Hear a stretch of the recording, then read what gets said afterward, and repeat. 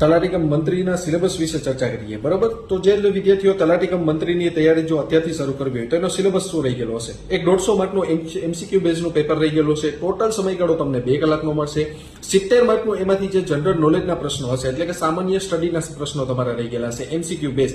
20 માર્કનું તમારું જે અંગ્રેજી વ્યાકરણ જેની અંદર વોકેબ પણ આવી જાય છે, અને 20 માર્કનું તમારું ગુજરાતી વ્યાકરણ જેની અંદર પણ છે વોકેબ આવી જાય છે, અને 40 માર્કનું જે ગણિત અને રિઝનિંગ રહી ગયેલું છે. આ સિલેબસ છે તલાટી કમ મંત્રી, તલાટી પંચાયત સેવા પસંદગી મંડળ લેવામાં આવતી ક્લાર્કની ભરતી, વિસ્તરણ અધિકારીની ભરતી, કોઈ પણ ભરતી માટે 150 માર્કનો સિલેબસ સેમ જ રહી ગયેલો છે. બરોબર, તો અત્યારથી તમારી તૈયારી શરૂ કરી દો તલાટી કમ મંત્રી બનવા માટે. જો આમાં પાસ થઈ ગયા તો એક જ ઓફલાઈન એક્ઝામ છે એમસીક્યુ બેઝની, રિટર્ન કોઈ એક્ઝામ નથી. બરોબર, અત્યારથી તમારી તૈયારી શરૂ કરી શકો છો, અને એ તૈયારી તમે શરૂ ન કરી શકતા હોય તો નીચે આપેલા નંબર ઉપર જે તમે કોલ કરીને વધુ વિગત મેળવી શકો છો. જય હિન્દ, જય ભારત, જય જય ગરવી ગુજરાત.